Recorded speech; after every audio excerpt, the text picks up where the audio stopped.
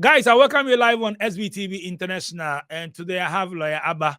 She's based in the US. I told you guys that I'll be bringing her every week for her to educate us on immigration matters. I mean, stuff that we need to know if you are planning to go to the US, if you're already in the US, things that you need to know. If you need a lawyer in the US, you can contact her. So let me just bring her straight on board. Subscribe to our channel, SBTV International. Share to your friends, invite your friends to join us. If you want to come on my show too, my numbers are always on the screen. So you can just, you're welcome on board. You can just WhatsApp me or send me a voice note that, hey, Nyame, I want to come on your show. So let me go straight and have a chat with lawyer Abba.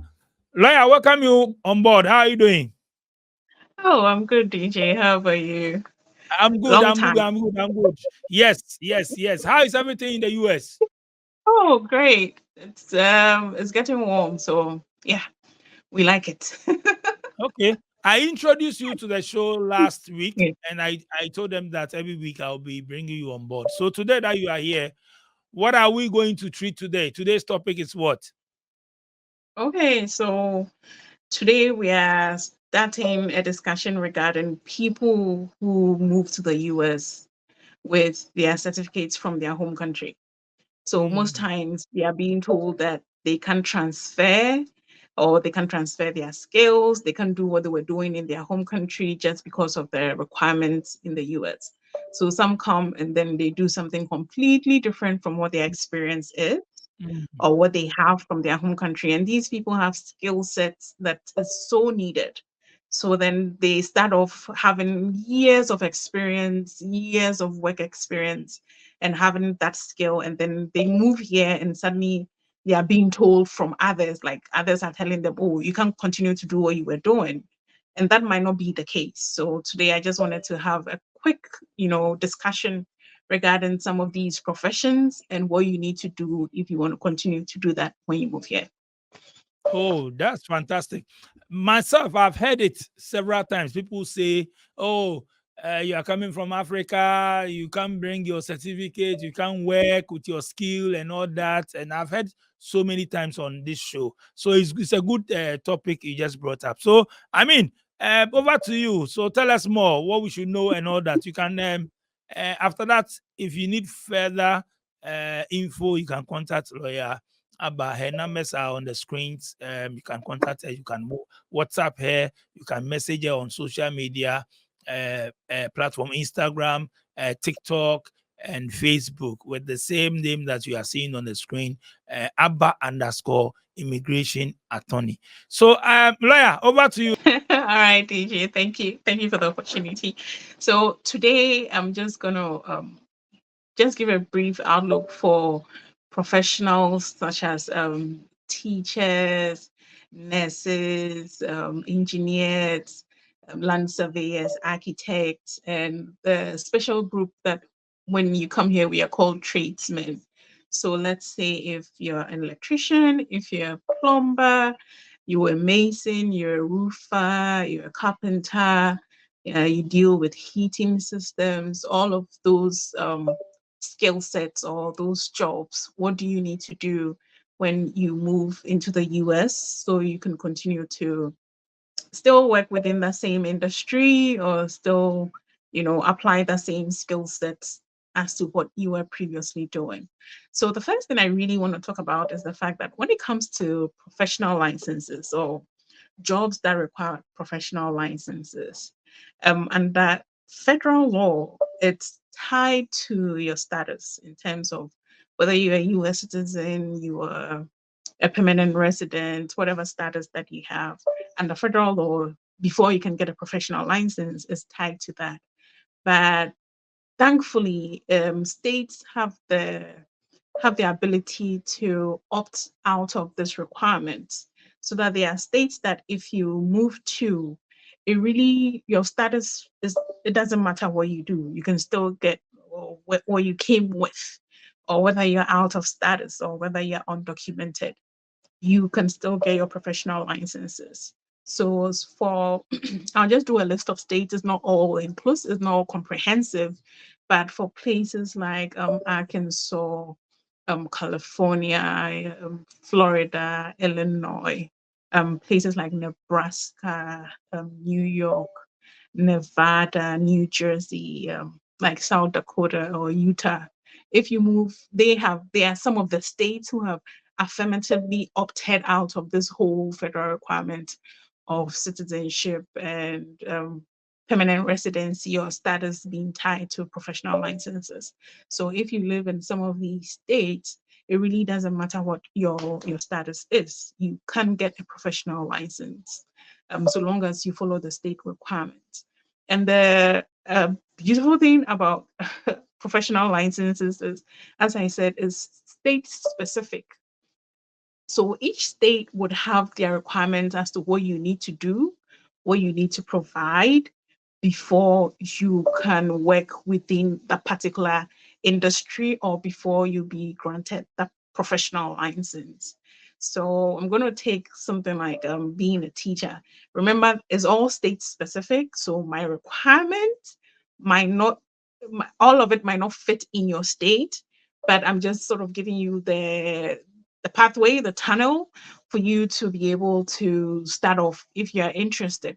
So let's say you've moved here to the US from any country, I mean, South Africa, Kenya, Tanzania, Nigeria, Ghana, wherever you've moved from, and you were a teacher, you had a license in the country that you were in, and now you've moved here and you're kind of confused as to whether you can transplant your license here and start teaching. No, you cannot, because there are state requirements. So there might be a state that would require you to have like a degree equivalent. So you need to come with either a foreign undergraduate degree. They have their degree requirements for you. When you bring the degree, it's not just going to be accepted. Some of these states would have evaluation programs or evaluation places that you need to go and get your credentials evaluated, because it needs to be a US equivalent of whatever you've achieved. So if you have a foreign undergraduate Bachelor of Arts, education, whatever it is, it's a 4-year degree, it needs to be evaluated. So the state would show you or tell you which evaluation program you need to send those degrees to, and then they would evaluate it and get the US equivalent of your degree. Some states would ask that you have a teaching license. That's fine. Some would ask you to do a couple of hours of a teaching licensing program. It's all state specific, but there's an application for that. So if let's say you want to teach in your state, you go to the Department of Education website, it will give you the eligibility requirements. So you get the application, you would have to take the praxis exam and pass, and then as I said, your transcript. Some states will do a background check. So they would ask you to go to a local police station, take your fingerprints, and then based on that is added to the application. Some would ask for recommendation letters from all the schools that you've you've taught in or where you've worked.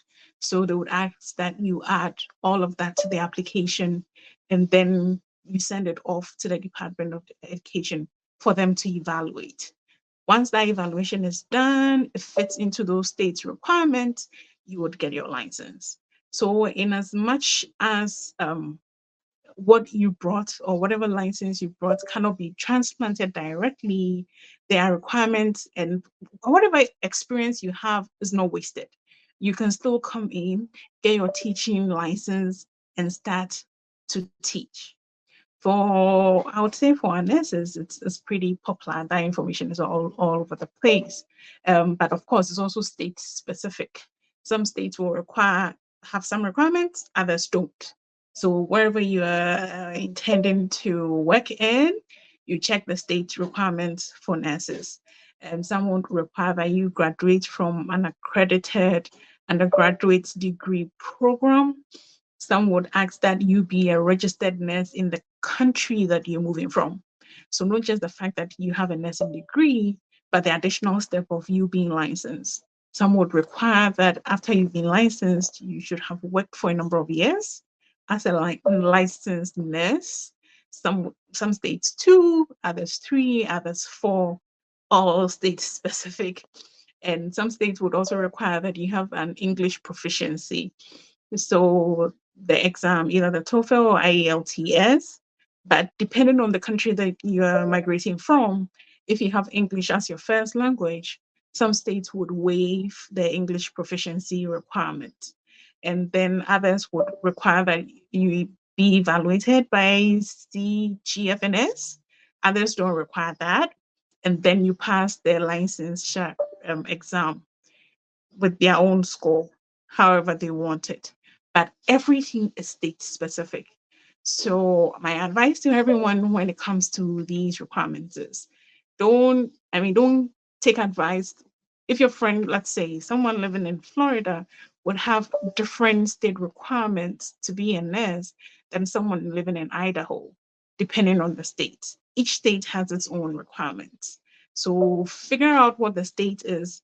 Just know that, your um whatever degree you have is not wasted, because there's the process for you to evaluate your degree.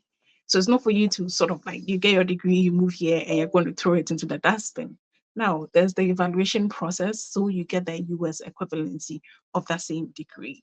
So that's for teachers and nurses. For people like, as I said, our tradesmen, the electricians, our carpenters, our masons, our roofers, all of them also have state specific requirements. Sometimes they would give you a contractor's license. Other times it would be a residential license. In a place like California, you can get a dual license. It would require you to do some apprenticeship courses or apprenticeship with some other people. And I know it gets expensive, because you would, after your apprenticeship, you need insurance, you need bonds and all of that.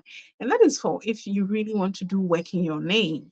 If not, you can just join, a company that has someone who is already licensed, who's already bonded, who has insurance, and you work for that person. In that in that instance, then you really don't need to go through all that, because then it's not your name, you're not signing off anything. There's somebody else. But if you want your whatever licensure that you need, everything is within your state board. They will let you know what needs to be done. Some will just require you to do a number of hours in terms of the apprenticeship and all of that. But every information that you need regarding professional licenses is detailed in your state board. And the beautiful thing, as I should say, is every state board for every licensure has a website.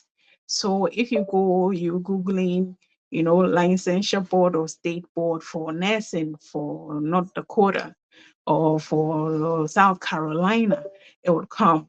State licensing board for engineers and surveyors for Minnesota, it would come.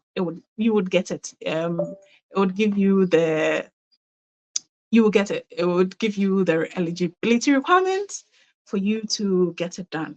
And anything that meets a license, even for things like beauticians, estheticians, those who do our nails, they all have to get licensed.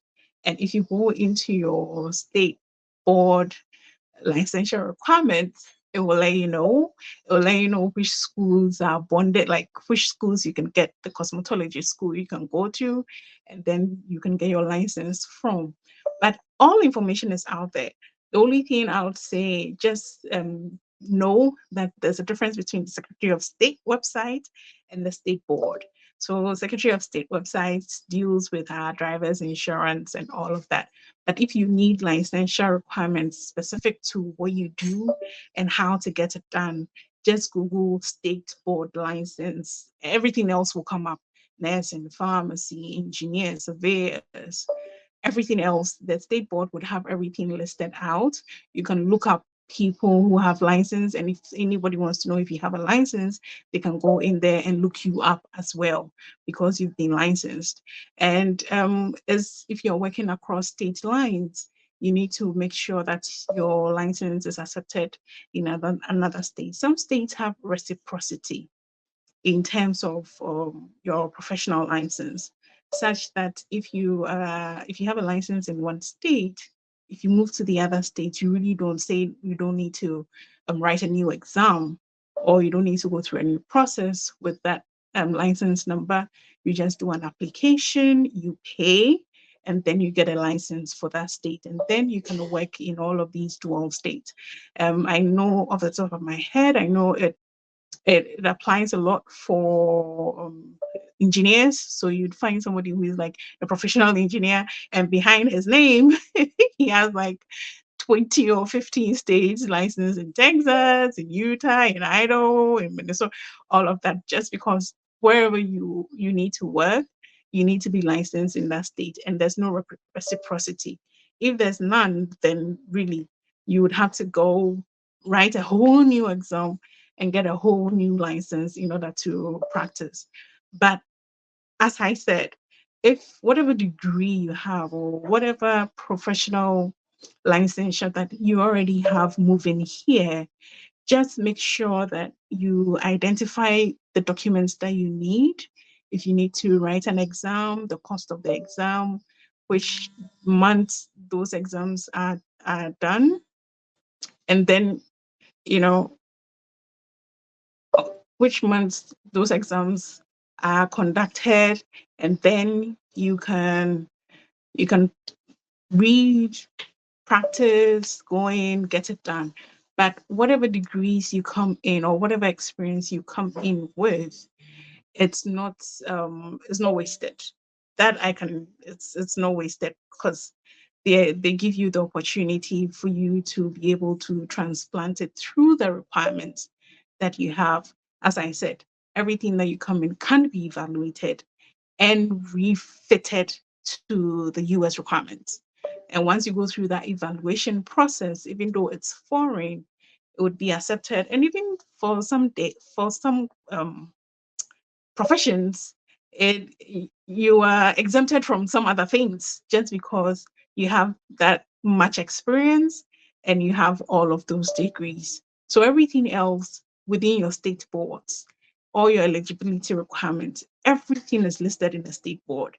I mean, I didn't know this. I researched most of these professions. I mean, for lawyers, wherever you are, which state you are in, it depends if you are part of the UB jurisdiction. If not, if I decided to move to California today, when I get to California, I have to write a whole new bar exam.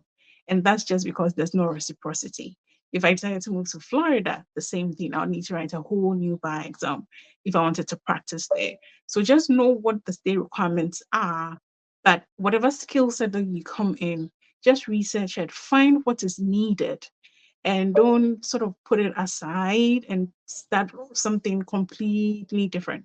Especially when there's a pathway for you to be able to, get yourself registered, get yourself licensed, and then you can continue to do what you came in with. But there are always pathways, and you can always find it in the state boards. Thank you guys for having me today. If you have any questions, just drop your comments and I'll get back and answer your questions as much as I can. DJ. Thank you so much, Lawyer Alba. That's lovely one. I mean, I'm sure now everybody will get it. Whoever watches this video will understand that when you travel to America and you have your skills or you have your qualification based on the states where you explain, they can also do their own research, and then it's possible. Mm. Yes. It's not like they will tell you, oh, this one where you come here, you have to start everything again afresh and all that. I mean, you'll be hearing all those things. So thank you so much for explaining this to us. It's very important. It's a good filler, good info that you brought it to us today. I mean, thank you so much. Um, like I said, next week you see her again. Every week you'll be seeing lawyer Abba. Lawyer, thank you so much. So your contact details are on the screens. Is it the same number that is on WhatsApp or is different? No, so my number on What's WhatsApp your is different. That's okay? 815-258-8727. If you're dialing outside of the US, you just add +1 before you start. So you can Yes. mention it again. plus Okay, so one plus one eight one five. 815 258 8727. That's my WhatsApp number. Oh, okay. So, guys, you can follow her on all social media handles as the name that you are seeing on the screen, Abba underscore immigration attorney, on Instagram, TikTok, and TikTok, where Facebook. Facebook. Oh, okay. Yes. Okay. So, guys, you can follow her, and then if any other info that you need, make sure you book appointment with her, and then she can help you out. Abba, thank you so much. Enjoy your weekend. I'll see you, God willing, next No. week. Okay. Next week. Thank you, DJ. Okay. So, guys, thank you so much for watching SBTV International. My name is DJ Nyam. If you want to come on my show, my numbers are on the screens. Just WhatsApp me or send me a voice note. Make sure you tap on subscribe, like, share, invite your friends to join us. Charlie, see you guys again. Peace out. Tua.